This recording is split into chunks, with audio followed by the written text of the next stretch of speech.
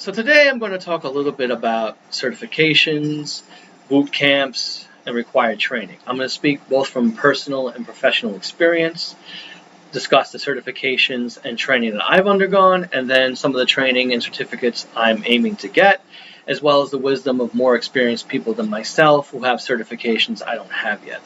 So a little bit about my background. I acquired a number of certifications that are partnered with Coursera, because Coursera is the leading platform for open education, and they have some of the best partnerships with certification agencies, vendors, and universities and professional evaluators. So I completed the 8-course professional cybersecurity program and got the full certificate from Google through Coursera. I also have a number of Cisco Coursera certifications, and I also have ISC Squared Coursera certifications. But I'm also training on the ISC Squared website, and I'm an ISC Squared candidate, and I'm going to be going for those certifications along with CompTIA's Security Plus. I'm going to let you know now, if you don't have A Plus or Network Plus, that's okay, and if you want to go for CompTIA, which I recommend you do, go straight to Security Plus. Train for Security Plus, put in the amount of time that you need, be honest with yourself, and go with Security Plus. This is the recommendation of a plethora of professional cybersecurity practitioners. We don't even want to say experts. Cybersecurity is too broad for that. And a number of cybersecurity professors and people in the industry. So I'm actually training now for the CompTIA Security Plus. I'll be taking that in 2 to 3 months. You can take it in person proctored or online proctored, so you have some options. If you belong to certain universities that have certain accreditations, they'll usually follow the CompTIA program to some extent with their coursework and get you a voucher for a discount on a CompTIA test.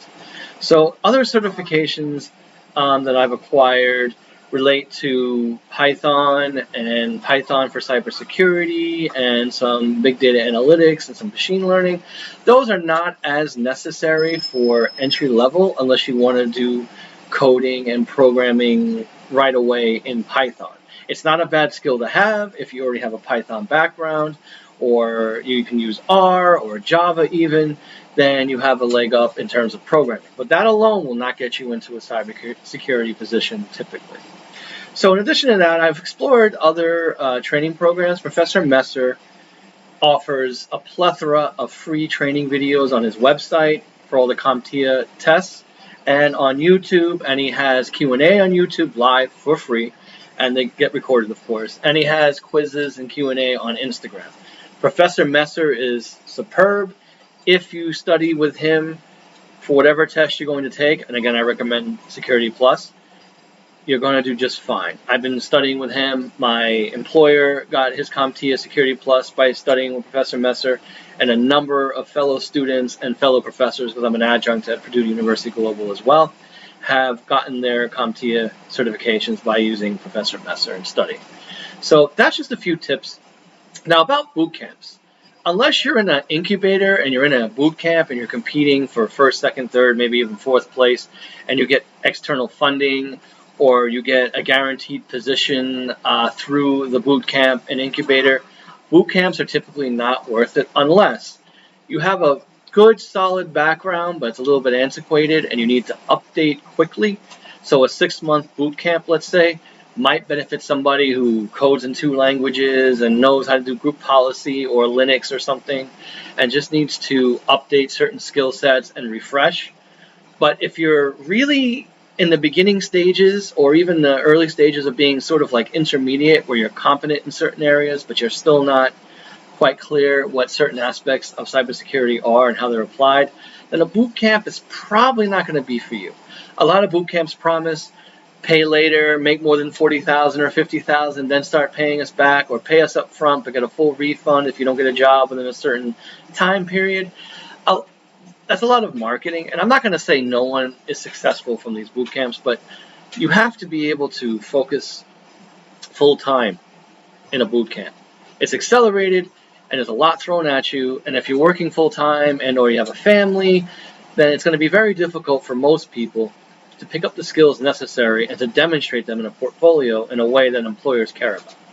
Now, I'm not going to say that my Google Cybersecurity Professional Certificate on its own immediately landed me into a position, But it did open my eyes to a lot of things. Some of the coverage was the group policies, different encryption standards, how to use them. A lot of people know asymmetric and symmetric encryption.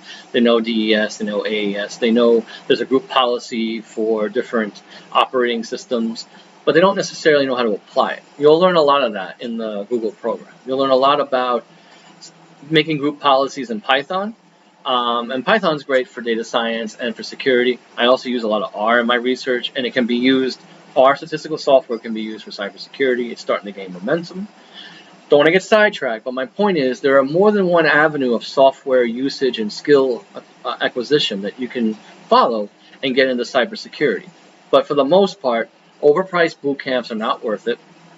Coursera partnership certificates are some of the best out there that you can get for free or under a free trial or extremely affordably, like $49 a month. And it will give you a better sense of what you need to do. Of course, getting certifications from CompTIA and Cisco directly and taking the proctored exam will also confer an advantage. This is why I've been studying for these exams. But I didn't start there. I started with the free and low-cost training and certifications that I was able to get. It took me time, but I was able to acquire a lot of training, and it helped me land my first position in cybersecurity. So now I work for a cybersecurity business. I work for an MSSP. We're specialists and consultants. We talk to these business owners, small and medium businesses, and we do a discovery call, 15 minutes. Then we do a 30-minute assessment, and we build a package and a roadmap specifically for them. And if I didn't have the training through Coursera and other online certification programs, then yes, I have 36 credits and a Master's of Science in Cybersecurity from Purdue University Global, and I also teach networking and servers and aspects of cybersecurity at Purdue. But how I got my leg in was the contests, the competitions, Hack the Port, and hacking competitions that Purdue gets funding for to go travel to. And then the Coursera certificates gave me additional background that I didn't get at Purdue. And by combining those two, I was able to promote myself on LinkedIn. If you're not on LinkedIn, please get on LinkedIn and network. But again, get the free low-cost training that's reputable first. Google, Microsoft Learning, Microsoft through Coursera, Cisco, ISC Squared, through their websites and through Coursera. Get some certificates of completion because it will demonstrate that at least you're serious about learning more and that you have a basic background to move forward.